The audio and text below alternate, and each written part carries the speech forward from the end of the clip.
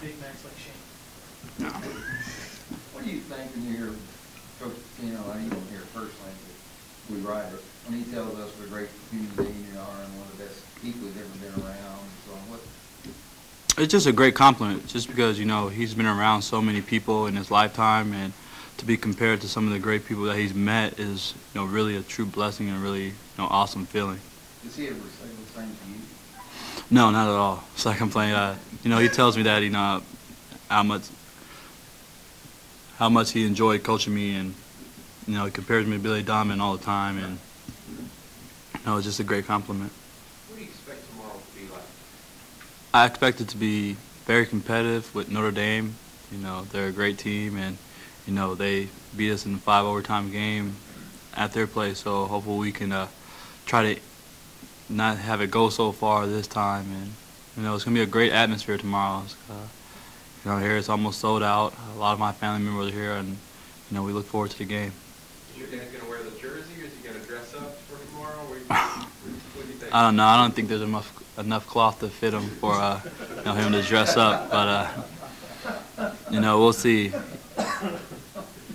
What do you feel like the ceremony is going to be like, and how do you not let it affect the game? You know, senior day kind of affect the game. It's going to be a, you know, very tough, you know, ceremony, just because, you know, it is my last game at the Yum Center, and, you know, playing with some of these guys and playing for Coach P, you know, at the Yum Center. But, you know, you just try not to let it get to you, and you know, you don't try to play out the emotions of it. You try to take it as another game, and, you know, for us, this is a very big game because it's a chance to win the Big East regular season title, or to share it. That's a chance for a higher seeding in the tournament, and, you know, higher seeding in New York. So we just got to take care of business, and, you know, afterwards, after the game, then the tears and everything come out. What do you feel like your legacy will be when people look back at Peyton Siva that you? Just someone that just played his hardest all the time, and, you know, besides last year, you know, it was pretty up and down as far as tournament runs go. But, you know, as for me, you know, I felt like I accomplished a lot, you know, coming in here, transitioning to the point guard Coach P wanted from high school, and, you know, just trying to do whatever, you know, he asked me to do for this team, whether that was, you know, to score the ball, or, you know, to assist or to lead, and, you know, just took whatever angle he gave me. And, you know, for me, personal goals, you know, I feel like I accomplished a lot. Right now, you know, I'm second in assists. You know, I have a couple more steals to go to get the all-time steal record, which can be shattered by Russ anytime. And, you know, try to get back to Final Four in the national championship. And, you know, I got a Big East championship, I got a Final Four, and, you know, we're just trying to just continue to improve and continue to win out. How do you personally approach the postseason? When you had such a great postseason last year, the Big East MVP and so forth, what went into that, and I mean, do you expect to pick it up again this year? Around this time, I don't think about anything that happened during the season. I know I have to pick up my play and continue to, you know, just go out there, and you know, I actually like this time of year more than any, because you just go out there and just play, you know, free, and you know, no matter what happens, you know, you're playing every game. It is your last game during this time, so you just go out there without caring a role, and go out there and play your hardest, and, you know, that's all you can do. If you felt you put your all into it and you felt like you played hard, then, you know, you can't ask for nothing else. What do you see yourself doing after you're done playing basketball? After this year, you know, try to work out, and, you know, try to go to the NBA and play professional, and, you know, after I'm done playing basketball and all, when I get old like you guys, I'll probably, you know, go back and use my sociology major. I love working with kids. You know, this summer I worked at Shawnee Boys and Girls Club, and, you know, that's just one thing I've been always passionate about, is just working with kids and helping them out, and, you know, volunteering and stuff, and that's something, you know, is really big into me. But if I'm anything like Billy Donovan, as Coach says, and I'll win 2 national championships back-to-back, and college coaching, and, you know, I'll be great. Have you ever talked to Billy Donovan? No, I actually haven't. I met him when we played at Florida in the tournament, but I haven't actually had a sit-down conversation with him. So, you know. What would you ask him? I don't know. I mean, I would probably pick his brain about a lot of things, just because, you know, I rather would have talked to him before I came to Louisville than, leaving. I would have been able to prepare myself a lot more, but knowing about Billy Donovan, knowing the things that Coach P says about him, I call him Little Richard now since he's gone. Him being under Billy for that short period of time, just how did he deal with it, how he deal with everything, and I just hear so much good things about him, how he's such a great guy, he's such a student of the game, and he wasn't really the most talented, but he worked hard at everything he did. So, just picking his brain about a lot of things. What was your most difficult stretch here? Like, at any point?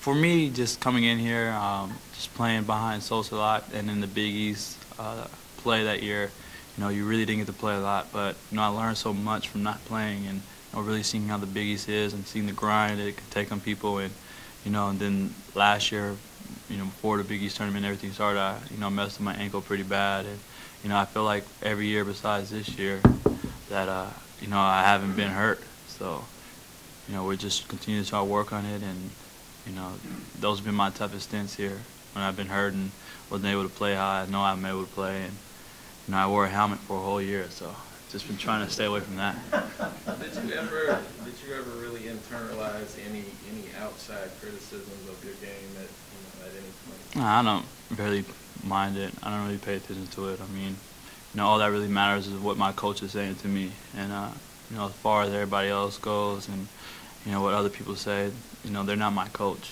They're not out there, pressing the whole game and then beating the press. So, they're not walking in my shoes at the time. I really much pay attention to the people that's been there before me and knows my situation that I'm going through. Like, I would talk to Preston a lot and Sosa a lot, just about every little thing. If I'm dealing with something, I'll talk to him about it. But as far as other people go, I can't really listen to what they're saying, because they're not the ones that's out there playing against the top guards in the Big East, and going out there and pressing and beating the press, and there's just a lot that goes with it. You still talk to him a lot? Yeah, I talk to him all the time. Preston. I call him Prestina, because he tries to give me girls' names, and I always call him Prestina. He called me Peytona, and we just had this little weird thing that goes on between us. So I talk to him all the time, and I try to get him with jokes that he doesn't know, but he always figures out my jokes in the end. So those are some things that we deal with, and I just have a great relationship with him. We've heard Rick talk about you, stuff that he doesn't say to you. What do you think of Rick, a coach, actually? I guess that maybe you haven't told him, but how it's affected your life? I don't really get to call him Rick, because but Coach P has played a great role in my life also. Off the court, just becoming a young man, he's taught me so much in my life that I can't thank him enough for. And he's never been bashful about saying anything to me, and he's always pushed me further than I've ever been pushed before. So for him to be my coach, I wouldn't trade it for anything in the world. I wouldn't have it any other way. Of course he pushed me all the time, practice, everything, yell, scream, whatever. But I knew at the end of the day, he played like a father figure to me, and he played that role that, if I ever needed anything, if I ever had a problem, I can come to him and talk to him whatever I needed. And, he's been there for me all 4 of my years. Does he treat you differently now than he did, say, when you were a freshman or sophomore? You said one time. I don't get sent to the treadmill as much now than my freshman year. So other than that, it treats me just about the same as everybody else. One more for you. When you look back, and the fans, like every one of you guys, but from the time you came here and became a Bluegrass, it was kind of like they just started flocking. I mean, it's just been since then. I mean, the fans. Can you kind of talk about what your relationship with the fans and the people out there and what they've kind of done for you? They've meant so much to me. They've been here since the day I came here. Like you said, the king of the Bluegrass. They've been very supportive of me.